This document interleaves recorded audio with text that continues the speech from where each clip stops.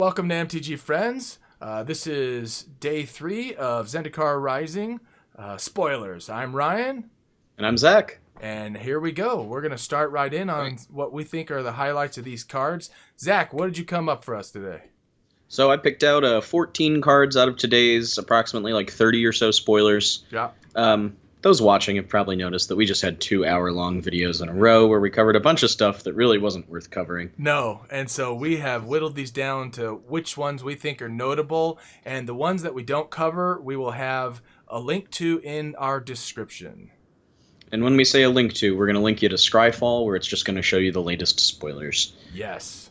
But I've made sure to include a nice spread of commons, uncommons, rares, and mythics. I think every rare and mythic that was spoiled today is in here, and then a couple notable choice commons and uncommons. Yep, so let's jump right in and start with Valiket Exploration. It's a 3-drop red enchantment with landfall, and we're digging landfall, aren't we?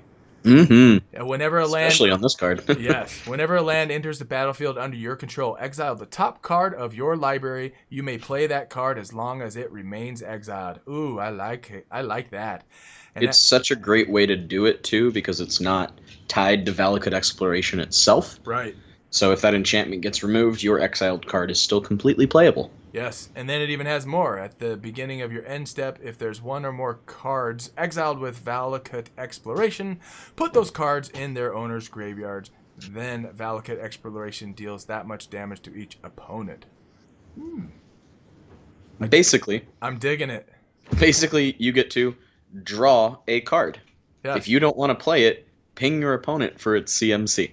That's pretty good. Well, not for its CMC, sorry. Not for the number of cards you put into the graveyard. That's more accurate here. Yep, so I'm digging that one. Yeah, I think this card's sick.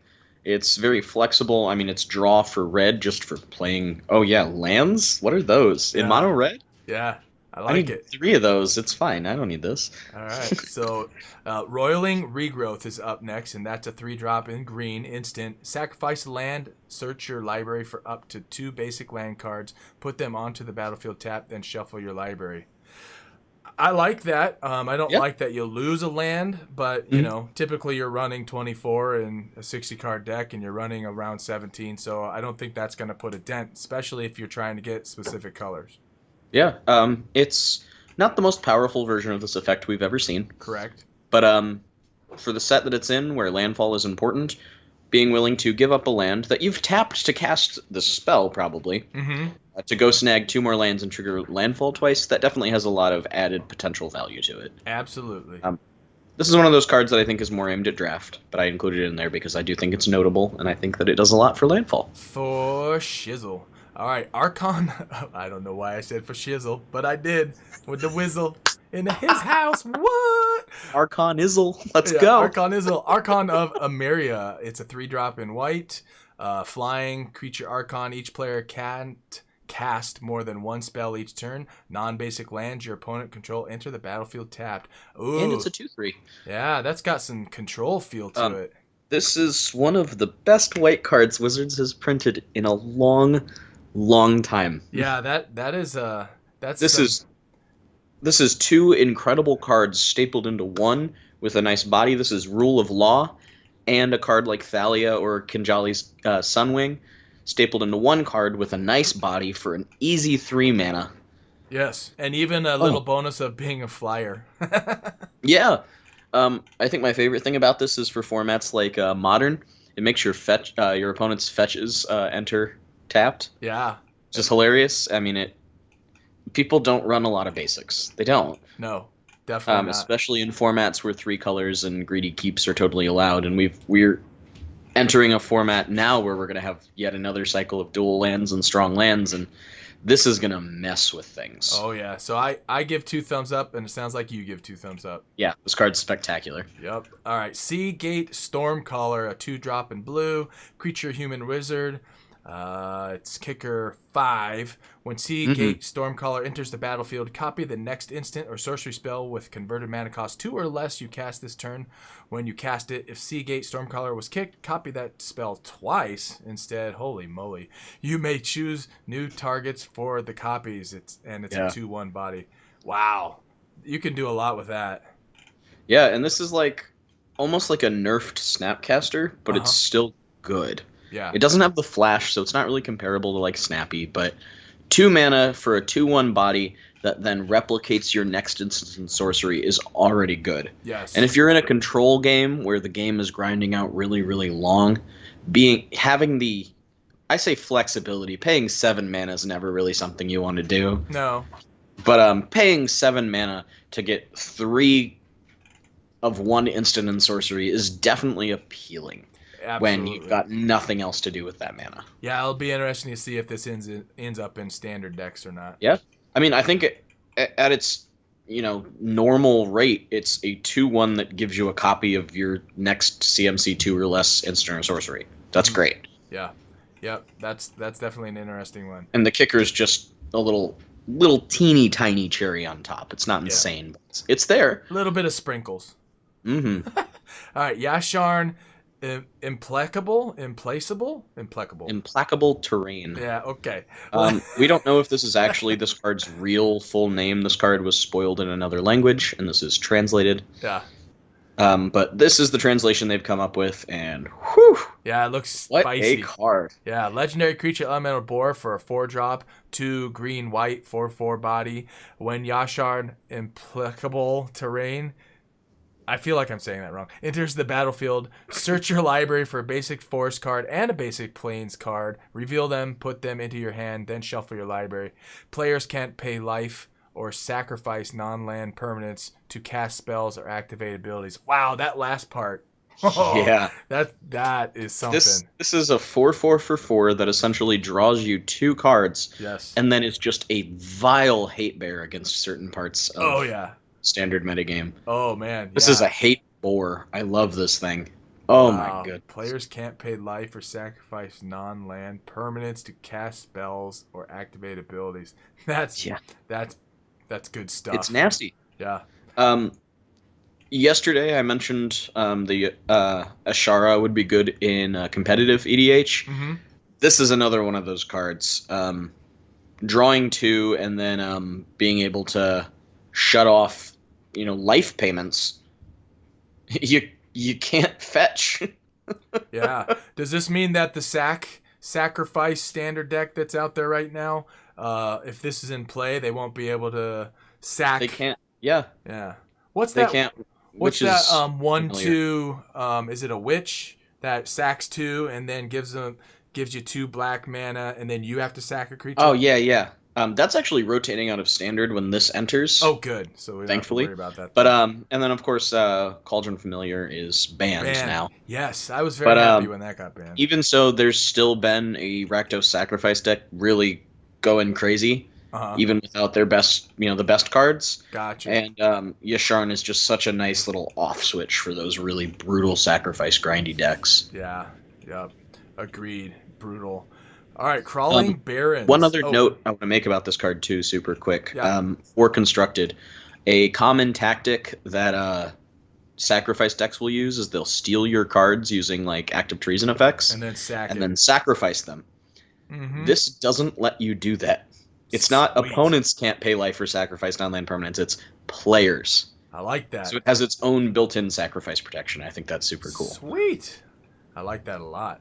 Crawling Barrens. It's a land, and it's add colorless, or for 4, put 2 1/1 counters on Crawling Barrens. Then you may have it become a 0/0 elemental creature until end of turn. It's still a land. That seems pretty spicy to me. Yeah. A couple things to note that 4, it does not require Crawling Barrens to be tapped, so it can actually pay for 1 of that mana itself. Yes. You don't have to make it a creature if you don't want to make it a creature. Let's say your opponent is likely holding up creature removal, and you make this into a creature, and they're like, "Ha, I got your land." Right. You don't have to make it a creature. You can just put the 1/1 counters on a land. I like it. And then later, as it gets bigger, you can start turning it into the land. Yes, indeed. It's a very smart card. Yeah, very good. Relic Robber. It's a 3-drop, 2/1 red creature, Goblin Rogue. The goblin pictures always just crack me up. They're so good. They're so janky looking and just funny. I mean, what's happening there? Is a rock about to smash him? Yeah. a Magic dev basically called this Goblin Indiana Jones, Okay. where he took some cursed artifact from a temple, the trap was sprung, and then the flavor text is going, "Here, you take it." Yeah, and look at He's his got it. He's face. just passing it to some other helpless poor guy And his who's face. now about to be horribly cursed. And his face more looks like ha ha ha! Holy. Exactly. All right, so back He's to the like actual card. It's a 2/2 Yeah. haster. Whenever Relic Robber deals combat damage to a player, that player creates a 0/1 colorless Goblin Construct artifact creature token with this creature can't block, and at the beginning of your upkeep, this creature deals 1 damage to you. Huh. I love this card. That is janky. It is. It's so jank, and I don't think it's good enough for standard. But this card is such a flavor home run that I just had to include it. It's fantastic. Just that picture alone. I know. All right, moving on. Zagras, Thief of Heartbeats, which has just got amazingly cool artwork. What a sick art. Yeah. 4 colors, black, red. Legendary creature, Vampire Rogue. Oh, I always love me a vampire. Mm-hmm. This spell costs 1 less to cast for each creature in your party. Flying, death touch, and haste. Whew. Other creatures you control have death, and every other creature has death touch. Yeah. Whenever a creature you control deals combat damage to a planeswalker, destroy that planeswalker. Whoa. We're going to see this, I think, in some commander stuff. I think so too. Yeah. I don't even think this is one of those cards that has to be like heavily built around for party. No. Just having like 2 dudes out turns this into a 4-mana 4/4 flying death touch haste. Other creatures have death touch, extra abilities. Questing Beast is on this card too for, just sneaking in there. Yeah, this thing is This nasty. is this set's Questing Beast. Yeah, this is a good one. I really like this one. Mm-hmm. All around thumbs Yeah, up. A+. It's a very, very sneaky mana cost because of how much you can reduce this by. Yeah. I think this card's great. I'm digging that one. I think that's has some staying power, even outside of standard. I do too. Angel of Destiny, 3 white creature, Angel Cleric, flying, double strike. It's a 2/6. Whenever a creature you control deals combat damage to a player, you and that player each gain that much life. Okay. We'll wait till you read the next part. At the beginning of your end step, if you have at least 15 life more than your starting life total, each player, Angel of Destiny, attacked this turn loses the game. What? Doesn't even have to deal damage to them as long as you've healed enough to be at 35 in standard. Oh man, this is an alt win in like a bunch. All it has to do is just swing at someone and survive. 15 more life than your starting life. Yeah, this is an alt win in my life gain deck. Yeah. Well, this is such a cool alternative win too. Yeah, wow, for 5. So unique. That is. A flying double striker as a 2/6 is real spicy. Yeah. For it to be above that, that 4/5 burn threshold to be a 6. Yeah. Oh, that one, tasty. That one's tasty. This is a spicy card. Yeah, and of course the artwork's super cool with that Eldrazi background that I so love. That's actually not Eldrazi in the background. Oh, I mean Zendikar. No, I said Eldrazi. Yeah. Zendikar. It is Zendikar, but the whole Zendikar story currently is going on about how all the ancient core ruins have literally started just floating up into the air. Sweet. So that's why we're seeing all these like shattered skyscapes and all these cards. I love how you always catch the things I say that are wrong. That's what I'm here for. But I'm meaning the right thing. Yeah, exactly. All right, go ahead. This next one is part of a cycle. This is the only one we've seen so far, but we know that there's 5 cards in this cycle. Okay. Inscription of Abundance, 2-drop green. Kicker 3. Choose 1. There's a lot going on here. If Inscription of Abundance is kicked, choose any number instead. Put 2 1/1 counters on target creature. Target player gains X life, where X is the greatest power among creatures the player controls. And target creature you control fights target creature you don't control. So for a 2-drop, doing one of those is groovy. But for an additional 3, you can do how many of those? All 3. All 3. That's any pretty of them, good. yeah. That grows with you as you go. So yes, it does. Yeah. I like that this is a kicker that actually scales down rather than scaling up in that way. Yeah. Usually it's kicker, here's a cheap card, and then here's a really expensive kicker to do something small. This is here's 3 more mana to get 4 more mana worth, technically. Yeah, I like that.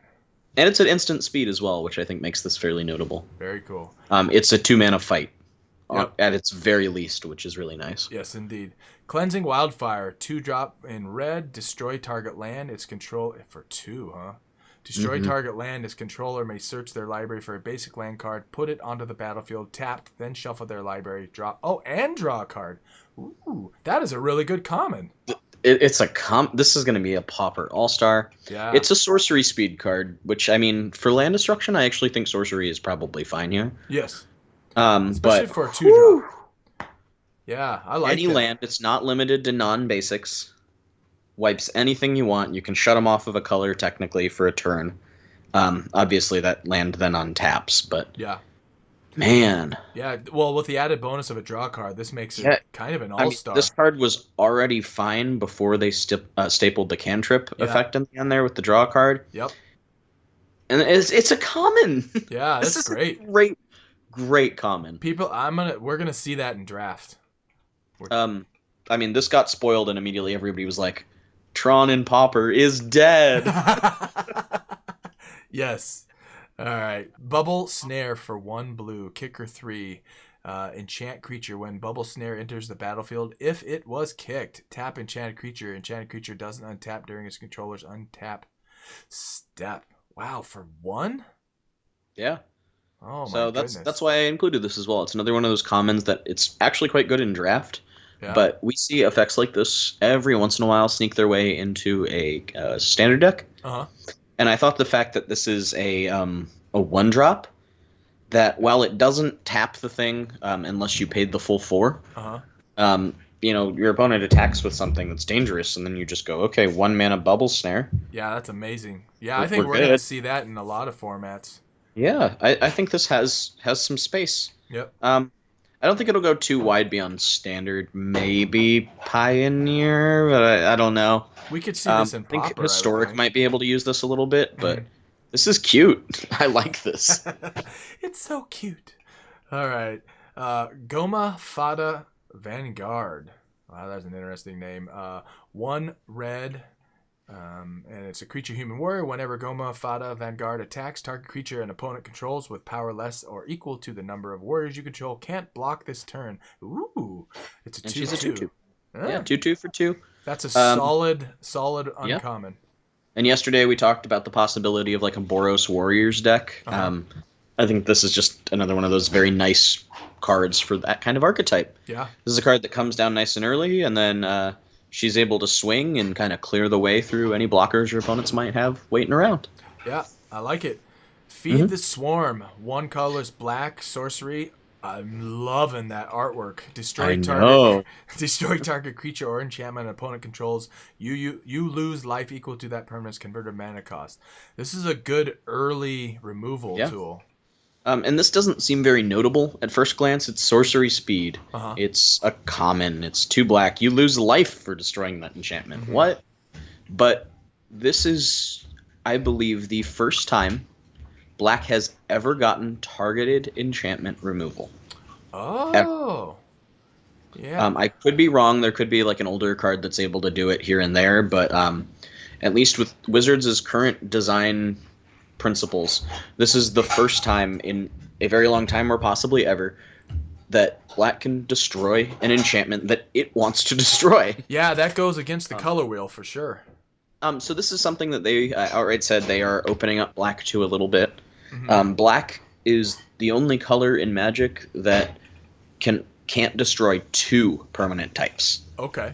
Every other color is limited, to 0 or 1. Black can't destroy artifacts, and it can't destroy enchantments. And so Wizards decided, especially with how many powerful enchantments they've been printing, that black needed some way to destroy opponents' enchantments. Not their own, because a lot of black enchantments are those like deal with the devil kind of cards that have that negative repercussion. I like how they took the 2-drop from green, so you can destroy an enchantment, but then normally in green you can also destroy the artifact. I like how they made it for 2, but because it's in black and it's against the color wheel, you have to pay a little for that.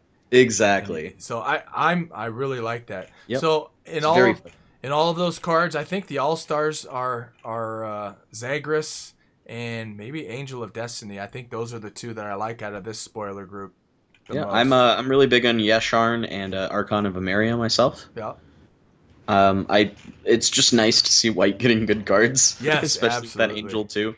Yeah. But both Archon and Yasharn are just really nasty, like hate bearer stacksy pieces, and I'm a fan of those. Oh, yes. They're great. Well, very good. Well, that pretty much wraps it up for day 3. We're looking for tomorrow's. Tune in. Anything you want to add about these cards before we say hasta los luego? That probably means something that I don't even know what it means. I don't either, actually. We skipped over just a couple of the more boring cards, so hopefully you guys didn't mind this abbreviated version. Yep. And thanks. There's a couple cards in the cards I skipped that you'll probably be interested in, so do give that Scryfall link we'll include in the description. Yep. And check out Thursday, September 3rd's cards that were spoiled if you'd like to see the whole bunch. Yep. And we'll do this all again next episode. And thanks for tuning in. Be a friend of the gathering. Subscribe. Hit the like button. Put some comments in there. And we'll see you next time.